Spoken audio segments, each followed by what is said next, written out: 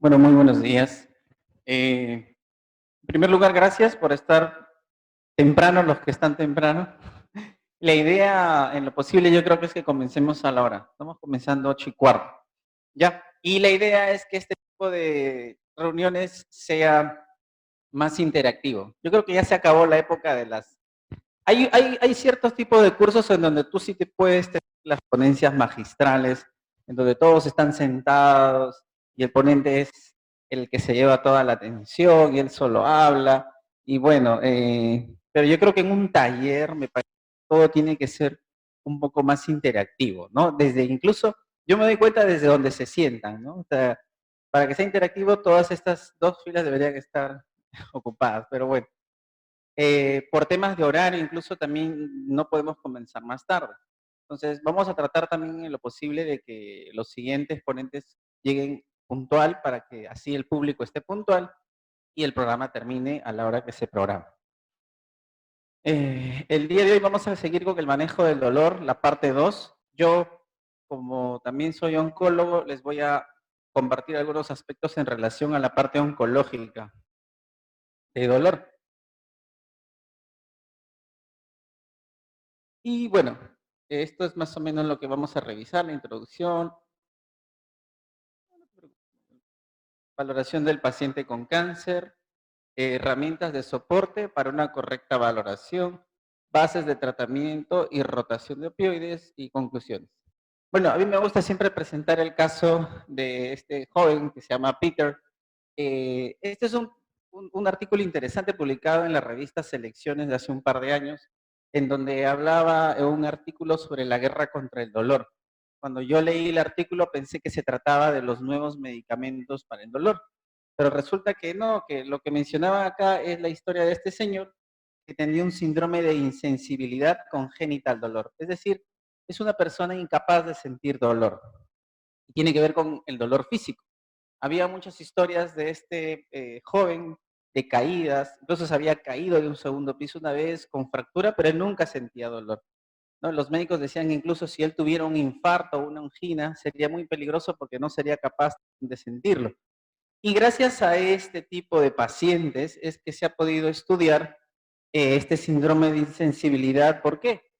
Porque se ha visto que en el tema del dolor, los mecanismos de transmisión también tienen que ver con receptores de canales de voltaje de sodio asociados.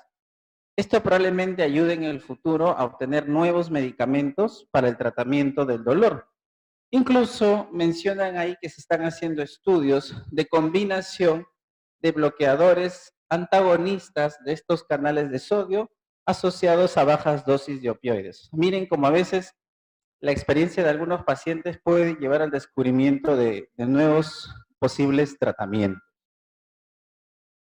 Creo que en la primera reunión yo les comentaba que somos un mundo con más cáncer, ¿no? Las estadísticas del 2018 hablan de que fueron 18 millones de pacientes nuevos con diagnóstico de cáncer a nivel mundial y de esos hay 9.6 millones de muertes por cáncer. Pero también la realidad es que 38.4% de los hombres y mujeres tendrán cáncer en algún momento de su vida. Las estadísticas americanas de la base del CER, CER es una base estadística estadounidense, habla de que para el 2026, 3 de cada 6 norteamericanos van a tener cáncer. O sea, imagínense, en una familia prácticamente uno de ellos va a tener siempre cáncer en algún momento de su vida. Es decir, que el cáncer va a ser una enfermedad bastante común, que nos va a acompañar con mucha frecuencia. Ahora, los aspectos que tienen que ver con el dolor. Primero, 55%, es decir, más del 50% de pacientes en tratamiento con cáncer experimentan dolor. Son pacientes que están recibiendo tratamiento para un cáncer de mama, ya sea por una adyuvancia o tratamiento complementario, un paciente con cáncer de colon metastásico, paciente con cáncer de pulmón, con metástasis óseas, un gran porcentaje de ellos siempre van a tener dolor. Por ejemplo, lo que se observa con frecuencia en los pacientes con un diagnóstico oncológico, la mayoría de ellos tienen dolor intenso porque muchos de ellos tienen metástasis óseas. Metástasis óseas es una causa de dolor frecuente en el paciente oncológico. Y esa puede ser una pregunta de examen. Ah, muchas gracias. 66% de pacientes con enfermedad metastásica tienen dolores, es lo que ya les estaba comentando. Este dato es interesante. Solo un 48% de pacientes han recibido un opioide fuerte antes de su fallecimiento. Y ojo que estas son estadísticas extranjeras. Sería interesante en nuestro país, en los pacientes, por ejemplo, que están en domicilio y que están con una enfermedad oncológica terminal, ver de ese 100%, cuántos de ellos están recibiendo morfina. Probablemente nuestro porcentaje sea menor. Y la idea es que esto no sea así. El dolor para un paciente con cáncer es una experiencia totalmente negativa porque repercute en su calidad de vida y porque además golpea su estado de ánimo llevando a una menor respuesta al tratamiento. Actualmente se está investigando que las personas que son dadas de un diagnóstico de cáncer, si no tienen un adecuado abordaje psicológico al inicio del diagnóstico, son personas que van a tener peores resultados con su tratamiento. Es decir, cuando un oncólogo ve a un paciente con cáncer, no basta decirle, mire señora, ¿sabe qué? Tiene cáncer de colon, tiene un tratamiento para esto, y bueno, va a recibir sus ciclos del 1 al 2, 3, papá. No, lo que ahora se recomienda es que el médico exprese un compromiso para el manejo de la enfermedad del paciente y se centre en abordar el dolor que tenga el paciente desde el inicio. Decirle, señor, señora, para nosotros es importante el dolor que usted está sintiendo, no se preocupe, lo vamos a tratar, vamos a hacer que tenga usted menos dolor. Ese tipo, dicen, de expresiones refuerzan al paciente de forma positiva. Hicieron un estudio en Estados Unidos, una encuesta de cuántos pacientes conocían su diagnóstico al inicio. Y era muy interesante no saber que muchos pacientes no sabían en qué estadio tenían su enfermedad.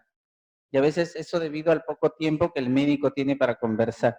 Y todo esto va a repercutir después, porque imagínense que es un paciente que tiene dolor, pero tiene solo un estadio clínico 2. Las chances de curación de un estadio clínico 2 son más del 50%. Entonces, si ese paciente no sabe en qué estadio está y cuál es su pronóstico, probablemente lleve mal su enfermedad porque va a estar con la angustia. Uy, a mí me han dicho que ya soy un estadio terminal, avanzado. Entonces, es muy importante también que el médico dé esa información porque podría evitar situaciones de sufrimiento.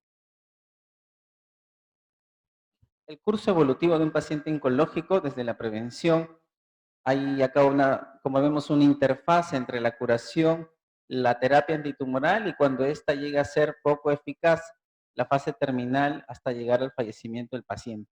En todas estas etapas son muy importantes las terapias de apoyo y aquí están ustedes.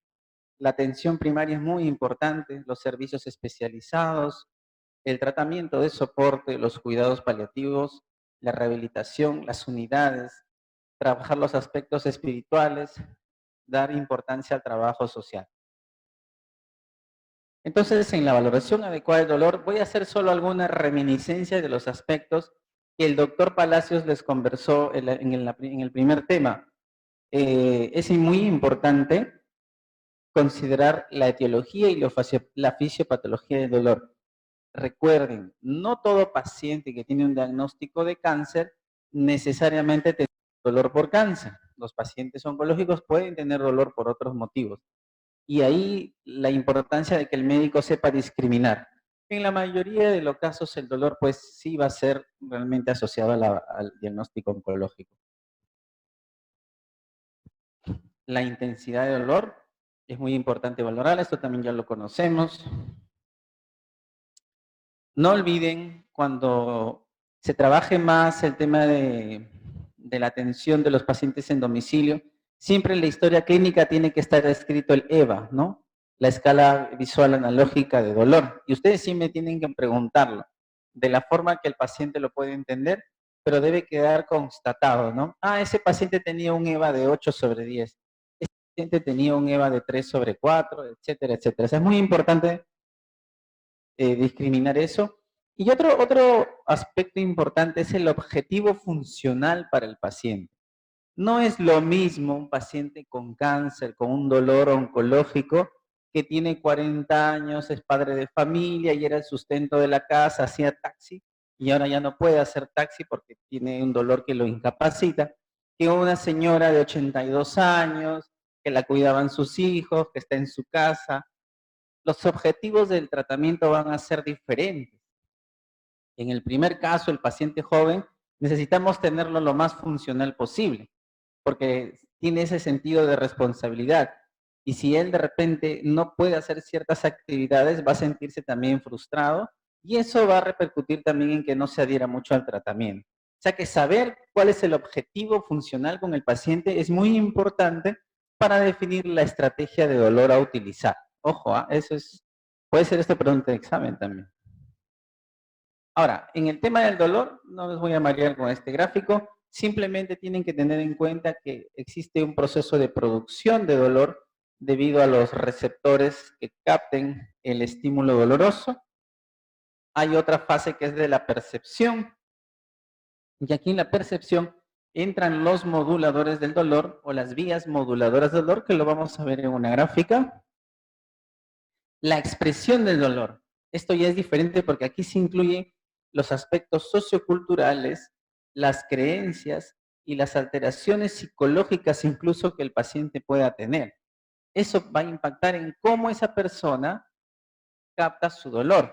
Es decir, una mujer de 30 años con un diagnóstico de un sarcoma puede tener un dolor de 4/10 y otra mujer con el mismo diagnóstico de sarcoma, con la misma lesión, ubicada en la misma posición, va a tener un dolor de 8/10, por ejemplo, ¿no? Porque existen ya otros factores de su percepción del dolor, de sufrimiento, etcétera, etcétera. Acá, por ejemplo, entonces necesita una adecuada evaluación clínica para tener un tratamiento adecuado. Ahora, las alteraciones psicológicas también, ¿no? Si es una persona con tendencia a tener un trastorno de ansiedad, su dolor también va a ser exacerbado. Si tiene asociado un trastorno depresivo, si es una persona que de repente tiene un trastorno de personalidad no diagnosticado, esos factores van a tener se van a jugar en contra de que pueda llevar un adecuado control del dolor. Esto también ya lo hemos revisado según la cronología del dolor, cómo puede ser, según la etiología y según la patogenia. Recuerden en la etiología que muchos pacientes con diagnóstico oncológico pueden tener dolor no por la enfermedad, sino por el tratamiento que están recibiendo. Cuando pase el tiempo y los centros de salud reciban a los pacientes oncológicos en fase de cuidados paliativos, muchas veces los pacientes van a sufrir de dolores secundarios a los medicamentos que los oncólogos le hemos administrado a lo largo de la vida. Y van a recordar mucho el nombre del medicamento oxaliplatino, que es uno de los que puede dejar neuropatías sensitivas crónicas. En algunos casos puede ser severa. Por ejemplo, cuando una persona ya no puede abotonarse la camisa, consideramos que es una neuropatía severa e incapacitante. O se le caen las cosas, se le cae el vaso de la mano. Otro medicamento que puede impactar en la etiología del dolor y no necesariamente estar asociado a la neoplasia en sí son, por ejemplo, los taxanos. Ustedes han escuchado en el cáncer de mama que las pacientes dicen, vamos a recibir quimiolas rojas y luego las blancas, dicen. No sé si han escuchado, pues muchos seguro le van a comentar. Cuando reciben la fase de las blancas, el medicamento llamado paclitaxel, que es derivado es un taxano, también puede producir dolor de tipo neuropático, sensitivo, periférico. Entonces, una pregunta que saben por hacerlo. ¿Cuál es el tipo de dolor que producen los medicamentos oncológicos más frecuentes? Es el dolor neuropático, sensitivo, periférico. ¿No? Neuropatía sensitiva periférica. Y bueno, en los mecanismos de origen de dolor oncológico, vamos a ver que cuando hay un cáncer, cuando existe un tumor en el cuerpo, se van a producir una serie de sustancias. Primero por las células cancerígenas, lo otro es por las células inflamatorias. Un cáncer puede ser de dos tipos, un cáncer inflamado o un cáncer no inflamado. El cáncer inflamado es aquel que tiene un mayor inflamatorio asociado, es decir, tiene un componente de linfocitos, que son las células que acuden cuando existe un daño en nuestro cuerpo, llegan a través de la sangre, por los ganglios, y llegan al lugar donde existe la enfermedad. La lesión que puede producir un tumor también va a desencadenar una serie de factores inflamatorios, como son las bradicininas, las prostaglandinas, el factor de crecimiento nervioso, serotonina, ATP, radicales libres. Por ejemplo, lo que les comentaba, ¿no? Cuando hay procesos de destrucción de hueso por metástasis, se produce osteolisis y esto va a liberar radicales libres también, radicales hidrógeno. Luego todos estos factores van a ser captados por los nociceptores y luego van a seguir la vía del dolor a través de la primera neurona aferente en el ganglio dorsal y luego van a viajar los estímulos a los centros de procesamiento de dolor. Recuerden que hay un fenómeno importante que se produce que es la conversión del fenómeno químico al fenómeno eléctrico, ¿no? El fenómeno químico desencadenado en esta situación que luego se transforma en un fenómeno eléctrico para ser llevado a los centros de diferenciación de dolor. En las vías de dolor solamente quiero mencionar que seguro muchos, ¿aquí cuántos son médicos? Ya, personal de enfermería, personal de farmacia o de técnicos de enfermería, nutrición, ya estamos variados todos, ¿no? Entonces, hay cosas generales que voy a comentar. Por ejemplo, cuando se transmite el dolor, van a existir en el sistema nervioso centros que van a procesar el tipo de dolor. En el sistema nervioso vamos a ver que está la sustancia gris, el sistema límbico y aquí vamos a ver, por ejemplo, que está el tálamo también. Pero otro fenómeno interesante es que el dolor, luego desde el cerebro bajan vías para regular el dolor, es decir, para que el dolor no siga perpetuándose en el tiempo. Y esto se hace a través de vías como son la noradrenalina y la serotonina. Por ejemplo, el tramadol actúa a este nivel, inhibidor de la recaptación de serotonina. Y es bueno que lo sepan porque es por eso que el dolor disminuye. Y acá vamos a ver que hay dos centros principales como son el locus coeruleus y el núcleo rápido.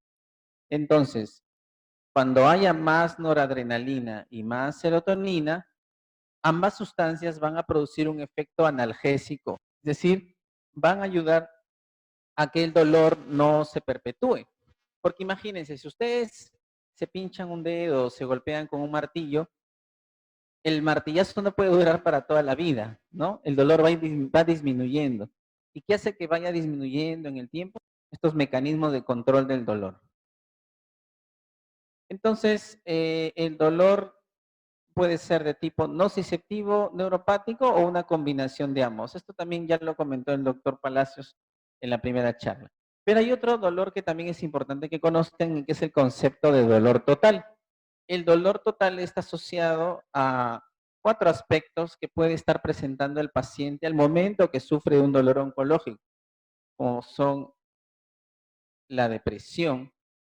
¿Por qué puede estar el paciente deprimido? Porque hay una pérdida de la posición social debido a la enfermedad, una pérdida en su trabajo, el prestigio. De repente era un jefe que iba a la oficina, que se reunía con su equipo todos los días y ya no lo puede hacer, porque tal vez tiene un melanoma con afectación inguinal que le ha hinchado las dos piernas y ya no puede caminar. Miren esa situación. Pérdida del papel familiar, ¿no? Antes él era el que traía el dinero a la casa, ahora ya no. Ahora lo tienen que cuidar al papá. Ira, problemas burocráticos que puede tener si el paciente está hospitalizado, las amistades que no se acercan, las demoras en el diagnóstico, esto es muy frecuente. Tuvimos un caso de un paciente así que se fue del hospital porque el hospital no tenía la logística para hacer un diagnóstico o una cirugía rápida. Eso también puede frustrar al paciente. El fracaso terapéutico es otra cosa que puede presentar a un paciente con dolor. De repente le comenzamos a poner quimioterapia y a los 2 ciclos el paciente está peor. Tiene más metástasis, tiene más dolor, ve que se consume más rápido y va a decir, doctor, pero usted me dijo que este tratamiento iba a funcionar, ¿qué pasó? Hay pacientes que reaccionan a veces con ira, ¿no? A eso. Los médicos inaccesibles, que casi no se encuentran, no se les ve. ¿Dónde está mi doctor? Pregunta. La fuente somática puede haber síntomas de debilidad. Los efectos colaterales de la terapia también. Por ejemplo, muchos pacientes con cáncer necesitan recibir corticoides y a veces usamos corticoides a dosis altas. ¿Cuál es el efecto del corticoide de forma crónica? A ver quién me dice. En el cuerpo. Puede haber retención de líquidos, hinchazón. ¿Qué más? Síndrome de Cushing. Hay un efecto que a veces no nos damos cuenta y sí lo tienen que conocer, que es la debilidad muscular. Cuando un paciente está recibiendo corticoides mucho tiempo, va a tener pérdida de fuerza de las extremidades sobre todo. Y, por ejemplo, un síntoma que van a decir los pacientes que están con dosis altas de dexametasona es que no pueden levantarse, les cuesta levantarse, ¿no? Pueden caminar, pero el proceso de levantarse de la cama o de la silla cada vez es más difícil. Dexametasona, prednisona por muchas dosis, por muchos días, perdón, a dosis altas. Y lo otro es la ansiedad también que un paciente puede tener cuando está con dolor, el miedo al hospital, la preocupación por la familia, el miedo a la muerte, al dolor, el sentimiento de culpa, la pérdida de control corporal, ¿no? Esos también son aspectos que los van a revisar. La evaluación sistemática incluye entonces una adecuada historia médica del paciente primero. La exploración física es muy importante para determinar exactamente qué zona del cuerpo está con mayor sensibilidad o si presenta algún compromiso de tumor o ganglios que puede estar explicando el dolor más intenso en cierta zona, las pruebas diagnósticas necesarias y las escalas y cuestionarios de evaluación. Esto es un poco también el resumen de lo que estoy hablando. Y acá les voy a contar, por ejemplo, cuándo la exploración física hace la diferencia, ¿no? Este es un paciente que tenía dolor de espalda progresivo asociado a una pérdida de peso inexplicable. Este era uy, se ha descuadrado. Un empleo este era un trabajador de una fábrica de 52 años que inició con dolor lumbar y que piensa que está asociado a su trabajo, ¿no? Como trabaja en una fábrica, carga peso, pues por eso tengo dolor, dice. Lo evalúa el médico de la empresa y le dice que tiene una contractura muscular. Le pauta reposo y analgésicos, ¿no? Sin embargo, el paciente también comienza a adelgazar. Eso ya no cuadra mucho, ¿no? Y además comienza a aumentar el dolor en la región lumbar. La radiografía de columna no presenta alteraciones y lo que hace el médico es aumentarle los analgésicos. ¿Ustedes saben cuál es la forma más común de diagnóstico de cáncer de pulmón? Al menos acá en nuestro medio, es el dolor de espalda. Muchas veces el paciente no tiene tanto falta de aire o está con muchos síntomas respiratorios. A veces es el dolor de espalda, ¿no? Y generalmente cuando ya la espalda duele es porque metástasis hay, sobre todo en los huesos, en la columna. Pero este caso es un poco diferente. Entonces le aumentó el analgésico y después de 3 meses hay incremento de dolor que ya le dificulta incluso hacer sus actividades en la empresa. Consultó a otro médico quien le detectó sangre en la orina. Le pidió un examen de orina y había sangre, había hematuria. Le hace una cistoscopía. La cistoscopía es el examen de exploración de la vejiga, ¿no? Visualizada por un cistoscopio. No había alteraciones. Y miren, cuando le hacen ya el análisis, también le encuentran que el paciente tiene pérdida de inmunoglobulina A y le diagnostican de nefropatía por inmunoglobulina A. Esta es una enfermedad por depósito que se produce en el riñón, que puede alterar el filtrado glomerular. Se le indicó que tenía que controlarse su presión y le dice el médico que su condición no tiene cura, porque esto es algo con lo que muchas personas nacen, o sea, siempre va a perder eso por la orina. Y el médico pues determinó que debido a esta nefropatía el paciente tenía dolor y por eso sangraba. Pero los síntomas persistían. Luego de 6 meses del inicio de síntomas, el paciente tiene dificultad para caminar está sudoroso y ya va perdiendo 14 kilos de peso. Durante esos días también comienza a notar que se le está oscureciendo un dedo del pie derecho. O sea, un dedito del pie derecho se comienza a poner cianótico. No es fácil el diagnóstico, ¿eh? Ya no cuadran muchas cosas, ¿no? Ya esto definitivamente no es una contractura muscular. Lo evalúa un cuarto médico, quien le realiza un examen físico completo, detectando un soplo sistólico 5/6 en el foco mitral. ¿Han escuchado? ¿Saben qué es un soplo, no? Un soplo cardíaco de gran intensidad. O sea, ninguno de los médicos anteriores le había auscultado, porque como le dolía la espalda, le examinaba la espalda, le decía, bueno, parece que aquí duele mucho, pero nadie lo auscultó. Y le hacen una ecocardiografía, este estudio por el cual podemos visualizar las cámaras cardíacas. ¿Y qué le encuentran? Vegetaciones, procesos proliferativos de unos bichitos creciendo en las válvulas de su corazón de este paciente. Entonces, eran tantas las bacterias que tenía el paciente que lo que hacía era enviar émbolos de bacterias a la columna, a los vasos sanguíneos, y por eso tenía dolor en la columna, y por eso se le estaba oscureciendo el dedito. O sea, el diagnóstico de este señor era de una endocarditis infecciosa.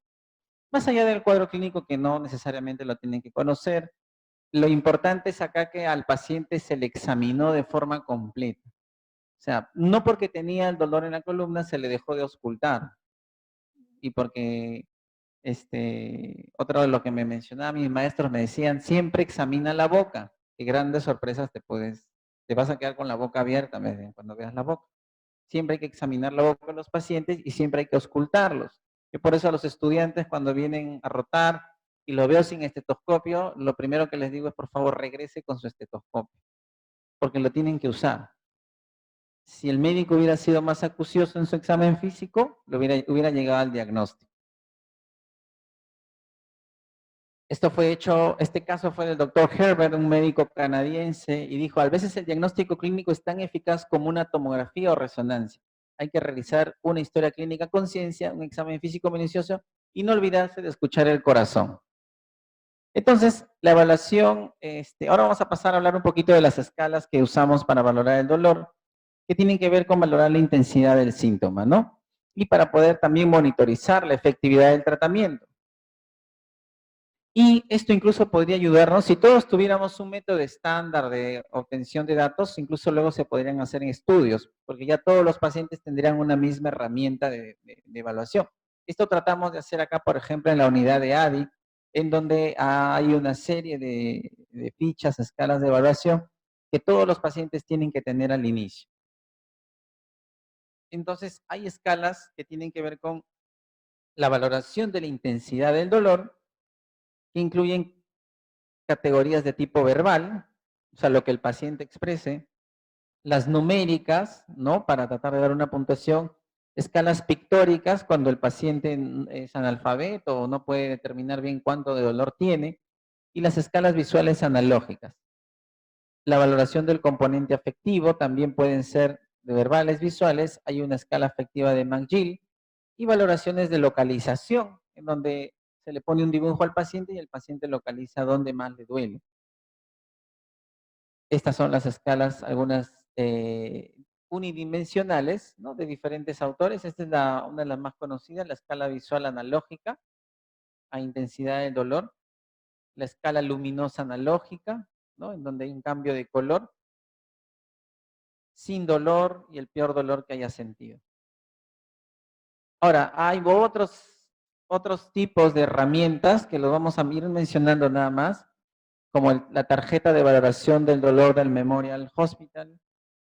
Este es un hospital de cáncer, el test de la TINEN, el listado breve de dolor, el Brief Pain Inventory, cuestionario de dolor de McGill y una escala también de síntomas del Memorial. Esta es la tarjeta de valoración del Memorial, en donde habla sobre la escala de estado anímico, habla sobre cómo se va a cuantificar la escala de dolor también, el menor dolor posible, el peor dolor posible y la escala de alivio también. Estas son tarjetitas que le dan a los pacientes. El test de Latinen hace otras preguntas en relación a qué tan intenso es su dolor, qué tan frecuente es su dolor, si está consumiendo analgésicos para su dolor, qué incapacidad tiene y cómo van sus horas de sueño. También el sueño es muy importante. Una pregunta, por ejemplo, para saber si un dolor en una persona es muy intenso, básico, ¿le levanta el dolor de su sueño? O sea, ¿le llega a interrumpir su sueño el dolor? Si el paciente dice que sí, entonces es un dolor ya intenso. Generalmente cuando uno duerme, el dolor se atenúa, ¿no? Y cuando el paciente despierta y se quiere mover, ahí el dolor nuevamente aparece. Imagínense, si es un dolor tan intenso, hasta el sueño no va a poder ser conciliado. Y miren la correlación entre esa intensidad de la escala en puntos con el basal del paciente, por ejemplo, ¿no? A más puntos, más intenso el dolor. Esta es otra forma también de cuantificar el dolor en los pacientes. Son herramientas, ¿no? Que los pacientes pueden usar y cada centro, cada hospital debe elegir cuál escala se acomoda mejor a su población. Este es otro cuestionario. Lógicamente, a más estructurado a veces es más difícil puntuar para el paciente. Y luego también tenemos cuestionarios que van a valorar el dolor neuropático, este dolor en donde se produce infiltración de estructuras nerviosas por la enfermedad. Este, por ejemplo, es una fotografía de un cuadro de Frida Kahlo, ¿no? Una mujer que pasó por una serie de enfermedades y que vio y que reflejó su diagnóstico de dolor en base a la pintura. Por ejemplo, miren, ella tenía un dolor neuropático en la pierna derecha y en la pintura como es reflejado como si fuera un volcán, ¿no? Saliendo ahí con un edificio tapando la entrada, ¿no? Era una forma de ella de graficarlo. También existen cuestionarios para el dolor neuropático, ¿no? Que esto lo podemos incluso revisar. Sería interesante luego tal vez enviárselos para que vean los acápites a detalle. Entonces, puede, sin embargo, también haber situaciones de infratratamiento de dolor cuando hay algunas barreras que no permitan un adecuado tratamiento del dolor oncológico. Esto es parecido a los que ya les mencionaba, la interacción paciente-sistema de salud, interacción médico-paciente, la reevaluación que a veces no se puede dar al tiempo adecuado, y analgesia y tratamiento del cáncer y no oncológico, dice acá. Perdón, no farmacológico. Por ejemplo, una de las cosas que se tienen que tener en cuenta cuando se trate a un paciente con dolor es contar con la facilidad de reevaluar a una persona con dolor. Muchas veces en las consultas hospitalarias nosotros no vemos con tanta frecuencia a un paciente. Le podemos programar un tratamiento de oncología, pero luego lo vamos a ver a las 2 semanas para nuevamente pautarle su nuevo esquema. Y cuando uno comienza a dejar, por ejemplo, un tramadol para controlar el dolor, no podemos decirle al señor, mire, en 2 semanas veo cómo va, ¿no? En el tema del manejo del dolor no funciona así. Hay que verlo al paciente a las pocas horas, a las 48, 72 horas. Y el manejo del dolor también va a incluir un tiempo prudencial mayor para evaluar al paciente. Entonces, estas son las estrategias. Hay diferentes estrategias, hay reglas para poder saber, por ejemplo, averiguar dónde tiene un dolor más intenso el paciente, basarse en los antecedentes del paciente, que tomaba previamente, si tenía alguna enfermedad que hace que tenga más dolor, capacitar al paciente y a la familia para que sepan cómo administrar los medicamentos, para que sepan cuál es la mejor forma de aliviar el dolor del paciente, distribuir las tareas, ¿no? También y distribuir los medicamentos en tal forma que sean fáciles de tomar para el paciente y saber escoger la mejor terapia. Hay, sin embargo, algunos factores que el médico puede evaluar cuando vea a un paciente y vea por qué no está respondiendo bien al tratamiento del dolor. Estas son, por ejemplo, esta es la clasificación de Edmonton, en donde nos comienza a perfilar a qué pacientes pueden tener un dolor difícil de tratar, ¿no? Por ejemplo, según el mecanismo. Miren, dése cuenta, si es un dolor neuropático, si ya el paciente cuenta que le quema, que vienen como chispazos de corriente, como latigazos, esos pacientes miren el puntaje de dolor que tienen ya. Para dolor neuropático, ¿cuánto tiene? 3, o sea que ya va aumentando ya. Otra cosa, por ejemplo, que acá mencionan es el distrés psicológico, si hay antecedentes psiquiátricos. Es más complicado tratar a un paciente si tiene cierto grado de deterioro cognitivo, la tolerancia también del medicamento. ¿Qué significa tolerancia? Es decir, que están necesitando más dosis con más frecuencia para controlar su dolor. Y así, hay una serie de acápites también.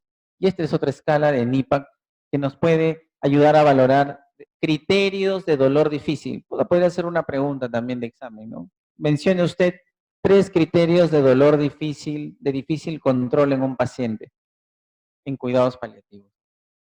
Y sin embargo, puede también haber otras formas de expresión de dolor, no necesariamente que el paciente las mencione. Esto se puede ver en pacientes longevos, muy mayores, en donde por signos indirectos de intranquilidad, irritación cuando está en la cama, agitación, mayor confusión, muecas, puede darnos a entender que el ancianito, el pacientito está con más dolor.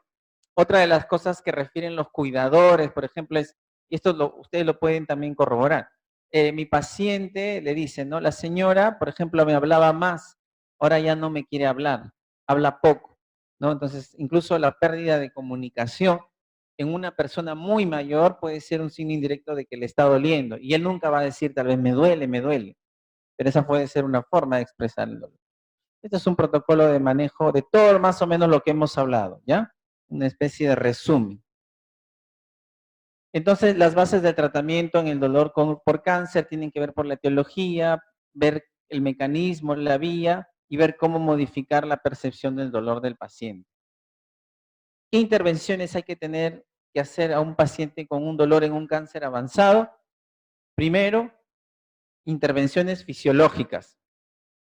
Tratar tempranamente su dolor. Lo que les decía en el estudio que hicieron en el MD Anderson, los médicos reforzaban mucho la idea de que le iban a controlar el dolor al paciente desde la primera consulta, ¿no? Y le decían a los pacientes, mire señor, lo que pasa es que el dolor que usted tiene se debe a que hay una metástasis en el hueso, se debe a que tiene unos ganglios que cuando están en la parte profunda del cuerpo le van a producir dolor. Entonces trataban de explicarle y eso le aliviaba al paciente saber más o menos de que por qué estaba teniendo tanto dolor.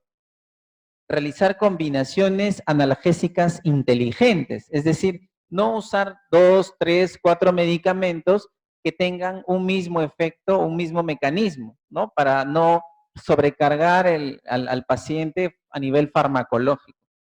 Tener guías de referencia para manejo de dolor. Esto es lo que el gobierno peruano está tratando de hacer ahora, sacar guías de manejo. Es decir, que ustedes cuando tengan una duda, ¿y cómo trato con morfina subcutánea? ¿Cómo le doy? Tengan una referencia nacional donde puedan consultar, ¿no? Esto esperemos tenerlo también en poco tiempo. Intervenciones conductuales. Aquí ya viene el rol del equipo multidisciplinario, ¿no? Reafirmar la importancia del control del dolor, verbalizar las expectativas de mejora, ¿no? Lo que estaba comentando. Intervenciones a nivel del sistema de salud. Miren qué interesante esto. Esto incluso lo podrían trabajar ustedes. ¿Qué dice acá? Agendar citas para monitorizar la respuesta al tratamiento, ¿no? Ofrecer alternativas de apoyo de enfermería, uso de llamadas para evaluación del dolor. ¿Cómo está, señora? ¿Qué tal? Buenos días. ¿Cómo se encuentra con su tratamiento? ¿Cómo le va? Le llamamos del centro de salud tal. Queríamos saber cómo estaba. Muy bien, qué bueno, nos alegra que esté usted mejor. Garantizar un acceso rápido a emergencia en caso de crisis de dolor. ¿A dónde tiene que ir un paciente oncológico si tiene dolor? Muchas veces en los hospitales no son realmente a veces bien atendidos estos tipos de pacientes. Entonces tenemos que tener también un flujograma para atender a los pacientes. En cuanto al tema de los fármacos, ya les estaba hablando de que no hay que usar fármacos que sean poco útiles. La posología tiene que ser fácil y sencilla, administración fija y regular, pautar siempre las crisis, no dar placebos a los pacientes y determinar cuál es la mejor vía de administración. Esta es la escala de analgesia, lo mes, esto también ya lo mencionó el doctor Palacios, no vamos a detenernos acá. Y este es un estudio que hablaba de cómo incluso en pacientes que tienen dolor moderado, podríamos usar morfina a bajas dosis y no necesariamente pasar por fármacos como codeína, por ejemplo, sino que ya podríamos usar tramadol y lo que se ve es que las respuestas al dolor son mejores cuando se usa morfina en bajas dosis. Reduce significativamente la intensidad del dolor en relación a otros opioides débiles como tramadol. Es decir, Si tienen un paciente con dolor oncológico, no necesariamente hay que comenzarle paracetamol y luego tramadol y luego recién pasar a morfina, sino que el paciente incluso podría usar dosis bajas de morfina para controlar un dolor de forma eficaz. Las opciones que tenemos de medicamentos, bueno, son muchas, ya las hemos ido revisando desde antiinflamatorios, acetaminofén, antidepresivos y luego están los medicamentos adyuvantes que pueden ayudar al control del dolor. Incluso a veces se usan agentes tópicos también.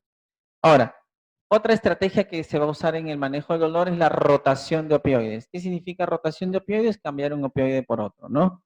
¿Por qué podría rotarse opioides? Porque hay una toxicidad secundaria a ellos. El paciente de repente controla bien su dolor, pero con mucha toxicidad y por eso hay un mal control del dolor. Por motivos económicos a veces también puede suceder, ¿no? No hay forma de sostener tal vez un parche, etcétera. Y por la intolerancia a la vía de administración. Entonces, hay sin embargo algunos medicamentos que se pueden ir perfilando según la situación de los pacientes, ¿no?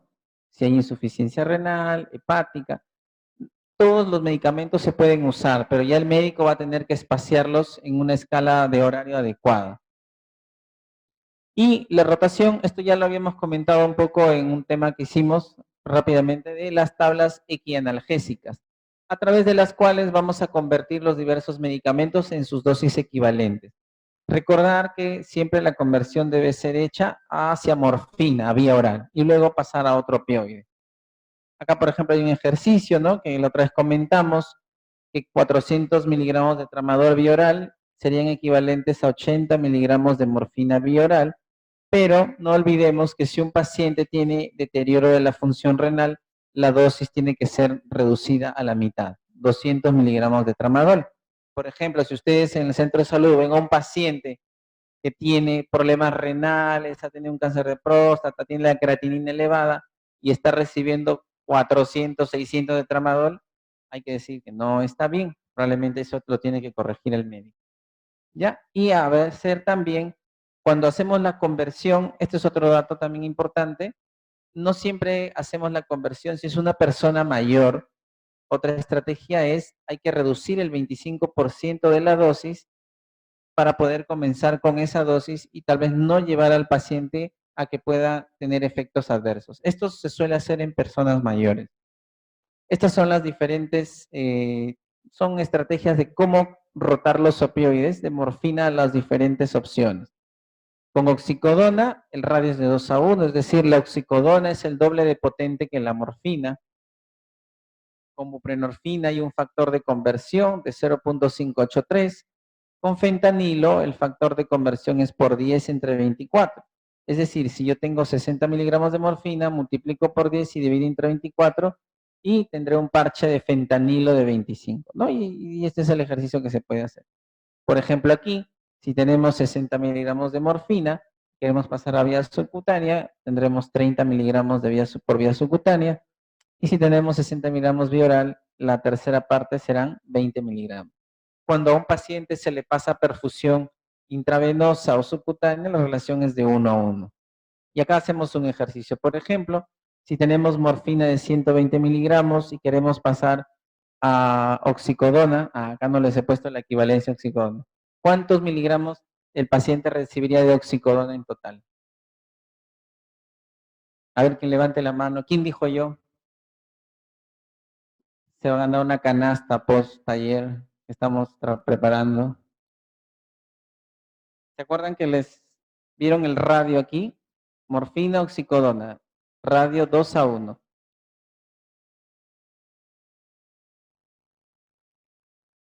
Muy bien, 60. Voces tímidas salían del fondo del auditorio que decían 60.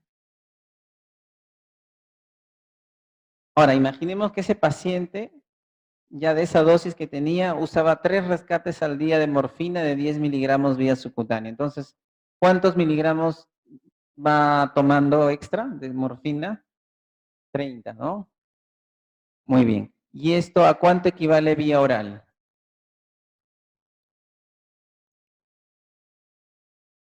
Recuerden que la relación de morfina de vía oral a vía subcutánea es de 1 a 1,5, ¿no? Siempre la vía subcutánea intravenosa, háganse la idea de que debe ser menos cantidad que la oral, porque es más directa, ¿no? Algo así. O sea, no puede ser, ya deben darse cuenta que estén equivocados y dicen, 80 de intravenosa, entonces debe ser 40 de vía oral. No, porque siempre la intravenosa va a ser menos dosis que la oral. Entonces, la relación es a la mitad. Entonces, si son 30, tiene que ser más dosis la vía oral. Es el doble, ¿ya? 60. Entonces, ¿cuánto tenía aquí de morfina? 120, ¿no? Vamos a tener que adicionarle estos 60. ¿Cuánto sería en total? 180. Ahora, si tiene 180 miligramos de morfina y esa morfina yo la quiero pasar a vía intravenosa, recordemos que entre la morfina oral e intravenosa, la morfina intravenosa sería la tercera parte. ¿Cuánto le correspondería? 60, ¿no? Ya está. Ese es un ejercicio, 60 intravenoso. Y bueno, si tuviéramos que pasar, imaginemos que es un paciente que no puede tolerar la vía oral, pero mantiene dosis estables de control del dolor a morfina, y de repente es un paciente que tiene deterioro de la función renal, etcétera. Una opción podría ser rotar a un parche. Entonces podemos también hacer el ejercicio de multiplicar 120 por 0.583. Y si usan sus calculadoras, eso va a salir a 69.96, que es casi 70. Y si un parche tiene 35, dos parches serían 70, ¿no? ¿Se entiende el ejercicio? Más o menos esa es la idea de rotar. Entonces, es muy importante, ya hemos hablado de estos conceptos de saber, valorar muy bien a un paciente con dolor. Hay que tener en cuenta las barreras que ese paciente puede tener. Ya hemos hablado del dolor total, de que puede haber problemas con la asistencia médica, problemas psicológicos, problemas con el médico que no lo viene a ver al paciente, que vive muy lejos, etcétera, etcétera. Cuestiones de otro tipo también. Ya hemos visto las diferentes herramientas que hay para evaluar el dolor, que no existe una única herramienta universal, sino que podemos usar diferentes escalas. Hemos visto la importancia de examinar a los pacientes y de no asumir que siempre su dolor es por la misma causa o porque es el cáncer, sino que hay que examinarlos también. Y el manejo farmacológico, que incluye usar los medicamentos de forma correcta y, si es necesario, rotarlos también de forma adecuada, ¿ya? Entonces, hasta ahí nomás era mi participación. Muchas gracias por su atención.